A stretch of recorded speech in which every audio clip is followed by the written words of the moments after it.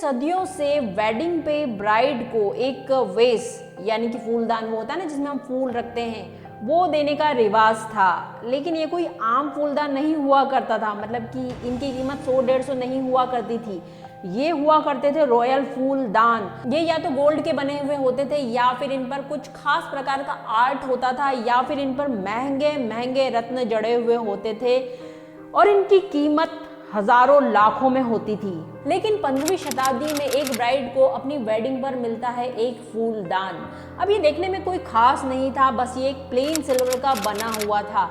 अब ब्राइड को ये तो पता नहीं चल पाया कि यार ये फूलदान उसको किसने गिफ्ट में किया, जो कि सिर्फ 4 पाउंड का था। लेकिन फिर भी उसको ये फूलदान पसंद आया, तो वो इस फूलदान को अपने साथ अपने कमरे में ले आई।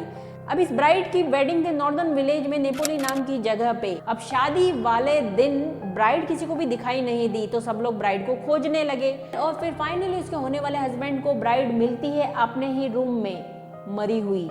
वो फ्लोर पर लेटी हुई थी और उसने अपने हाथ में उसी फूलदान को कस के पकड़ा हुआ था। अब उसके फ्यूनरल के बाद ये फूलदान किसी रिलेटिव को दे दिया गया, लेकिन कुछ ही दिनों बाद उसकी डेथ हो जाती है। तब किसी को पता नहीं था कि इसी फूलदान की वजह से लोगों की डेथ हो रही है, तो ये फूलदान दे दिया जाता है किसी और रिलेटिव को। जब उसकी भी डेथ हो जाती है तो फैमिली वालों को लगता है कि यार कुछ तो गड़बड़ है। तब वो एक प्रिस्ट को बुलाते हैं और इस वेस के बारे में बताते हैं, और प्रिस्ट जो उनको बताता है उससे फैमिली वालों की आंखें फटी की फटी रह जाती है, क्योंकि प्रिस्ट का कहना था कि ये जो वेस है वो कर्स्ड है और इस वेस को श्रापित चीजों से ही बनाया गया था। प्रिस्ट का कहना था कि इस फूलदान को दफना दो, वरना ये फूलदान पता नहीं कितने और लोगों की जान ले लेगा। अब प्रिस्ट की बात मानकर इस फूलदान को दफना दिया जाता है। फिर 500 सालों तक ये फूलदान जमीन के अंदर ही दफन रहा और इसकी वजह से किसी की भी डेथ नहीं हुई। लेकिन 1988 में खुदाई में एक आदमी को ये फूलदान मिलता है और उसके साथ उसको एक चेतावनी भी मिलती है, बीवेयर दिस वेस ब्रिंग्स डेथ। लेकिन वो बंदा इस बात पर ध्यान ही नहीं देता और इस चेतावनी को भी फेंक देता है। वैसे भी ये फूलदान उसको अपने पास रखना नहीं था। इस फूलदान को वो लगाने वाला था एंटीक चीज़ों के ऑक्शन पे, मतलब जहाँ एंटीक चीज़ों की नीलामी होती है वहाँ पर। और फिर ऑक्शन में वहीं का लोकल फार्मासिस्ट इस फूलदान को खरीदता है 4 मिलियन में। मतलब आज के हिसाब से सोचा जाए तो $2270 में ये फूलदान बिकता है। और फिर 3 महीने बाद उस फार्मासिस्ट की डेथ हो जाती है और फिर उस फार्मासिस्ट की फैमिली वाले इस फूलदान को एक 37 इयर्स ओल्ड डॉक्टर को बेच देते हैं।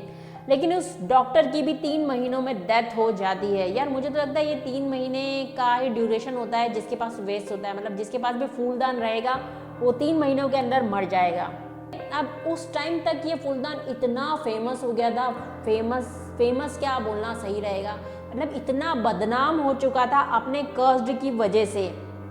और इसी वजह से सारे लोग जानते थे कि ये फूलदान जिस किसी के पास भी रहता है उसकी जान चली जाती है, और इसी वजह से इसको कोई भी खरीदने को तैयार नहीं था। लेकिन तभी एक आदमी जो इसी तरह की चीज़ों को रखने का शौकीन था और एक आर्कियोलॉजिस्ट था, उसने इसको खरीदा। जबकि उसके फैमिली वाले इसे खरीदने से साफ मना कर रहे थे, लेकिन उसके बावजूद उसने इस फूलदान को खरीदा। और फिर एक अजीब सी बीमारी की वजह से उसकी डेथ हो जाती है। अब उसके बाद उसके फैमिली वाले इतनी बुरी तरीके से डर जाते हैं कि वो इस फूलदान को खिड़की से ही बाहर फेंक देते हैं। अब जैसे ही वो इस फूलदान को खिड़की से फेंकते हैं, वहाँ से एक पुलिस वाला गुजर रहा होता है।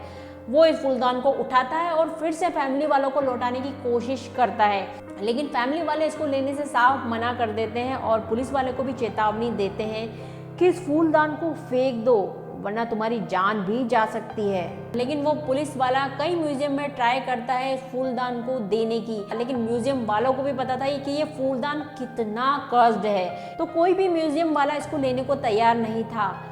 फिर फाइनली जब कोई रास्ता नहीं रहा तो उस पुलिस वाले ने इस फूलदान को एक बक्से में डाला और इसको दफना दिया, और उसके बाद से इस फूलदान के बारे में किसी ने भी नहीं सुना।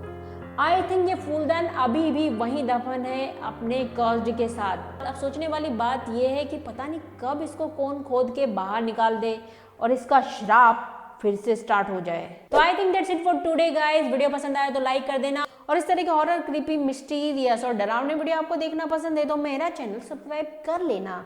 और बाकी हम मिलते हैं इसी तरह के किसी डरावने वीडियो में।